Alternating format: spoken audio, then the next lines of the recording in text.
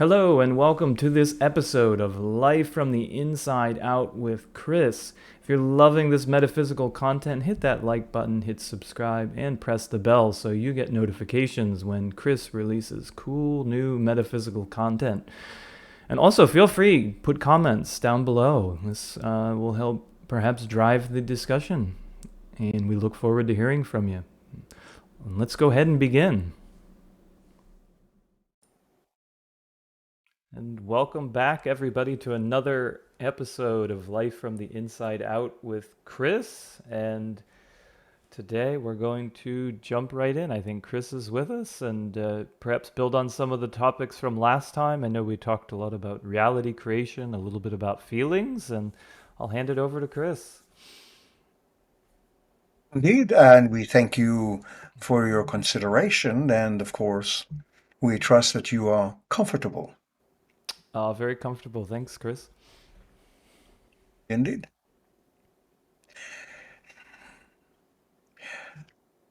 The topic of feelings as well as emotions can be quite complex, not necessarily complicated, but complex and rather deep.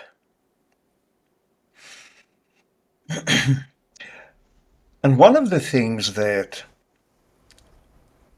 people literally all over the world are experiencing to one degree or another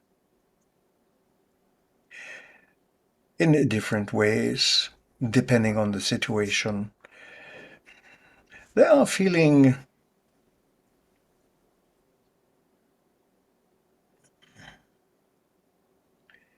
dismayed, tired, as if somehow or other things are not flowing as they could. But this is the way they are flowing now. It is as if people are somehow or other experiencing a kind of disappointment, as if this is not necessarily what they signed up for when they made that decision to come into this world. Hmm.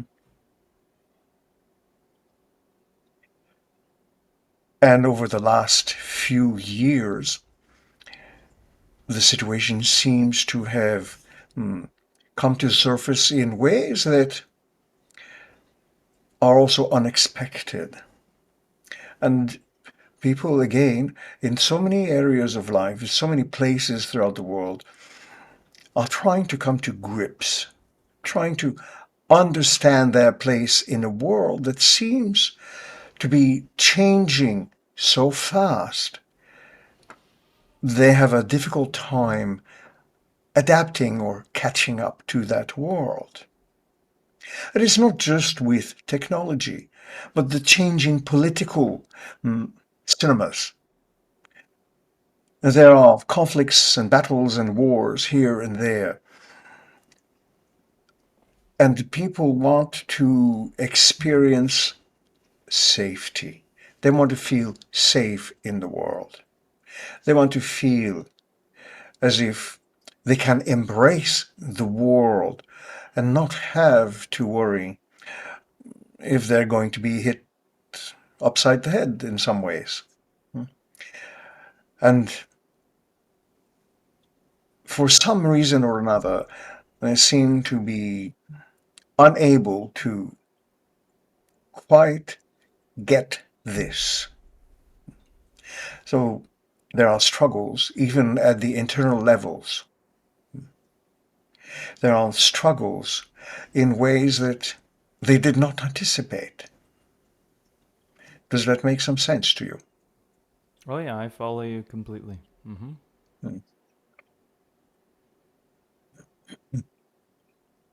The difficulties that are experienced across many spectrums of life are, of course, nothing new.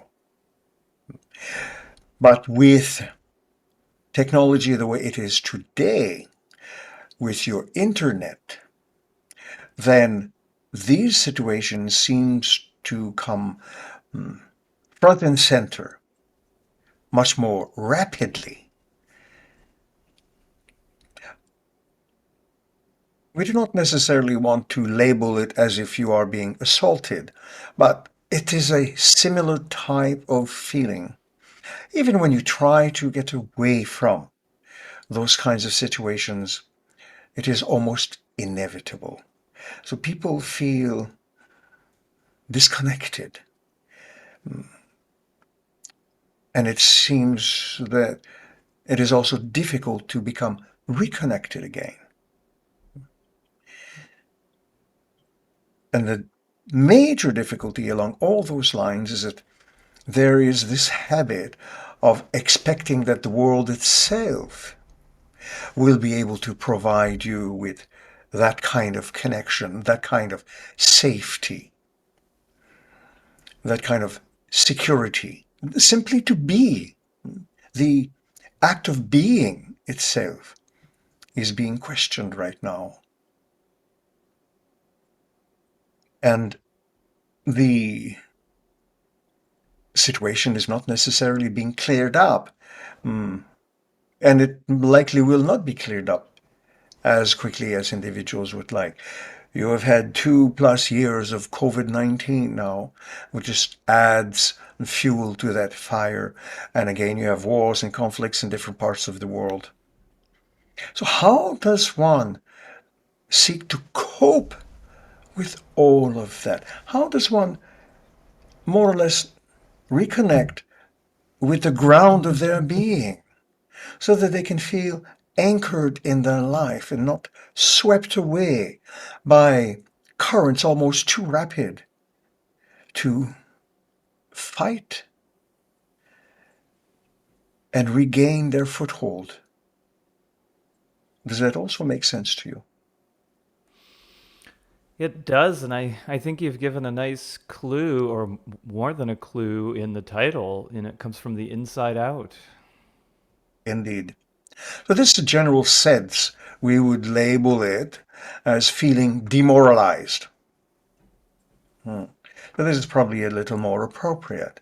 And we are usually a bit of a stickler for those kinds of understandings, having a more precise view of a situation. And this sense of being demoralized apparently reflected outwardly because there is a certain sense of being ungrounded, unmoored, internally demoralized by one's own lack of internal security and safety. As we suggested moments ago, the general sense is that it is expected that the outside world, that life itself, will give you these things. So one does not necessarily put much effort in introspection and dealing with one's own ideas or sense of self-awareness, one's own expectations or beliefs in that area. So there's not much of a great handle available to grab onto. And so you may feel that sense of being swept away by the current events that are occurring all over the place. And what we want to do is approach it, as the title or the theme of these discussions is life from the inside out, meaning life is an inside job. It is not an outside job. Your physical world, your external world, that which you call reality, is an reflection of all the various states of mind or states of being that you entertain at any given time. That the individual may juggle varieties of perspectives, perceptions, expectations, as if somehow or other the mind seems unable to stop and allow a deeper reflection than the cacophony that goes inside the mind. All that which we call the little mind monkeys, all chattering and trying to vie for your attention, almost all at the same time. So it can create states of anxiety, confusion, irritability. It can even induce stress and perhaps even, ultimately, some ill health, unhealthy situations in the body as the body tries to react and come to terms with what it sees as your inner reality, though it does not actually perceive that in the immediate moment, but it reacts to what you entertain in your mind. And when there is a shift away from all that cacophony, all these mind monkeys going on and on, towards a more peaceful mindset, interestingly enough, very often that old sense of being, that sense of being grounded, connected to the world, not being swept away, but instead being moored in place, in time and space, in that moment, seems to come back. The mind quiets. Stress leaves. And what we are saying is nothing new. Sages have been saying similar things for ages. Entire books are written on the subject matter, many of which are considered sacred books, books of enlightenment, books of life, literally. Because life is not meant for you to be a punching bag, but instead to be front and center, the major source, cause, and event of your life. Literally the master of your thoughts and destiny. And when you do not have that sense, then it appears that you have lost control, that you have lost that inner guidance. So what we are offering then is discussions on that very subject matter and bring about some ideas, some exchanges that may be able to change the direction of your thoughts so that you can recognize that you are the major source of events, conditions, and circumstances in your life and find some mooring so that you are not demoralized, but instead empowered. How does that sound to you?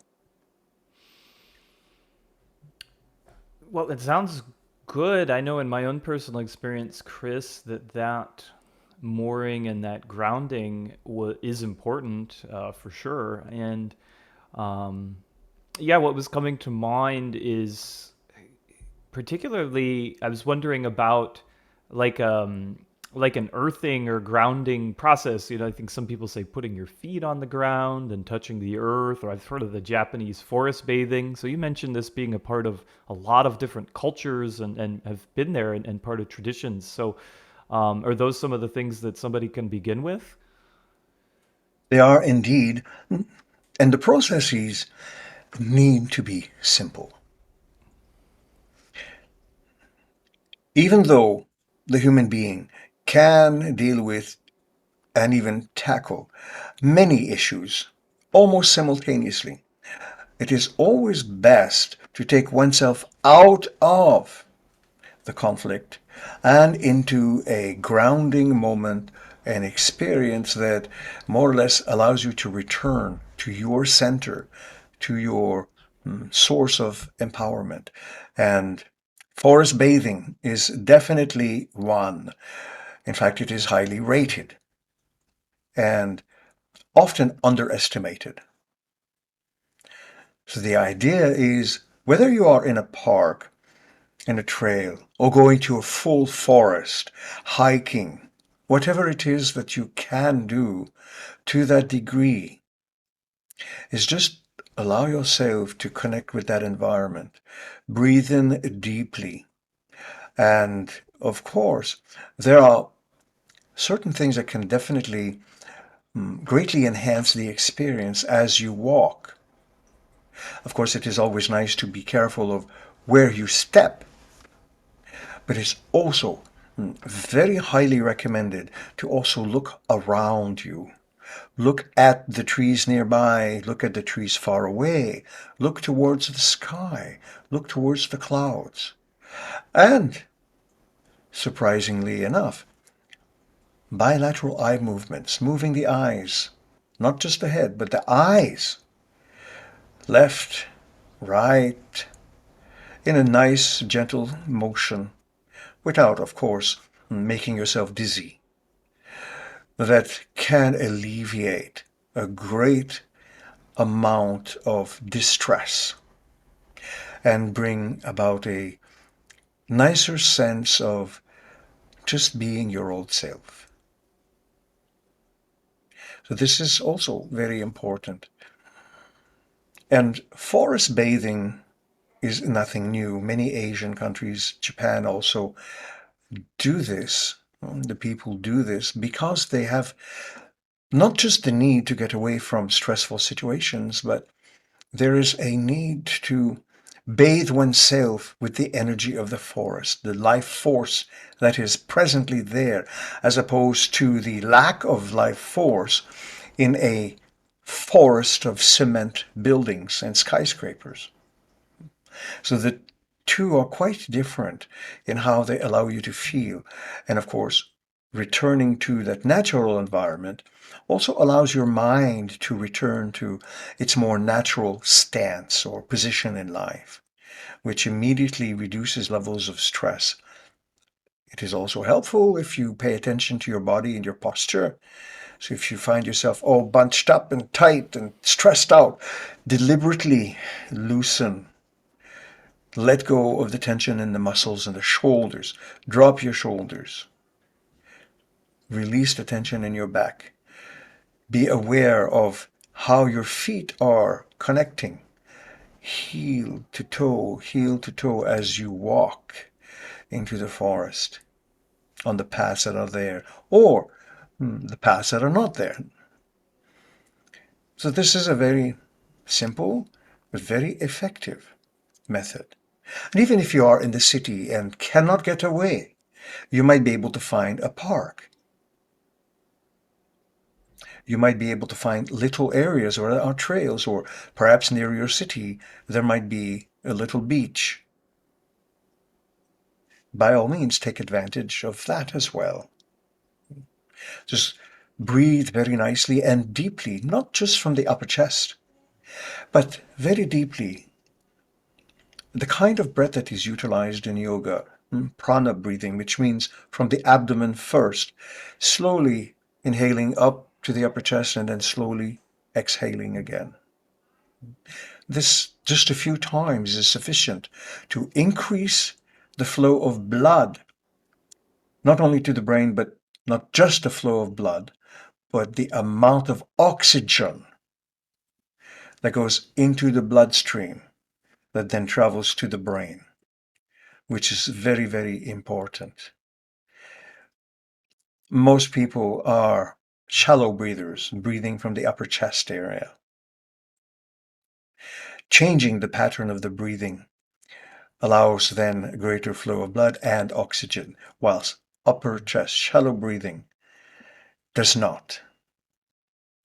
And especially when you are stressed, you tend to breathe even less. So the amount of oxygen that goes into your blood and brain is constricted. So the idea of taking these little connections with nature a little more enthusiastically can certainly add a little bounce to your step and refresh the whole situation.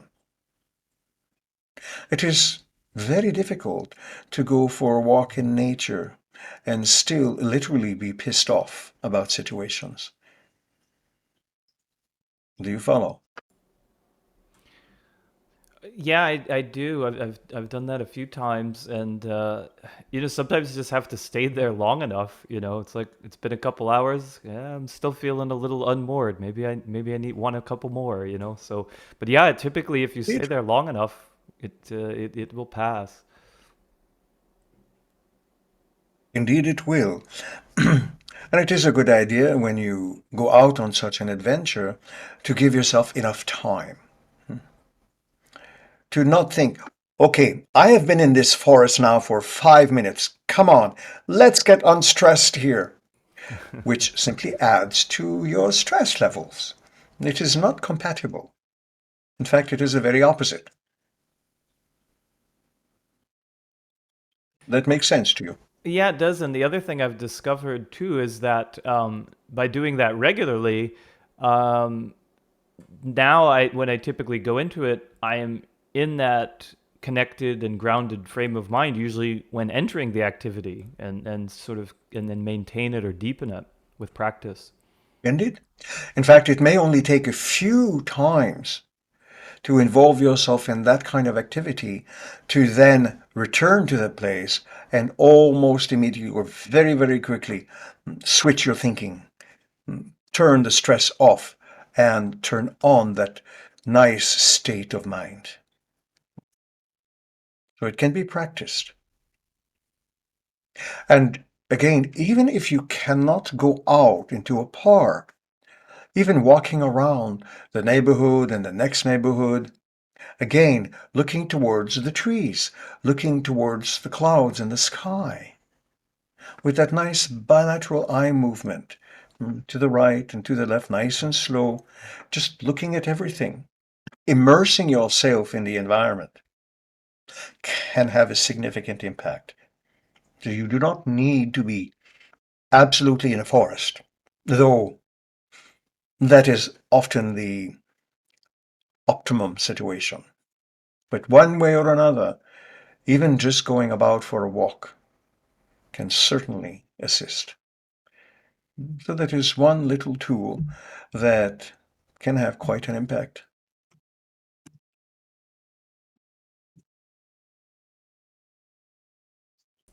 Wait, thanks, Chris. And yeah, any final thoughts perhaps before we close this particular episode?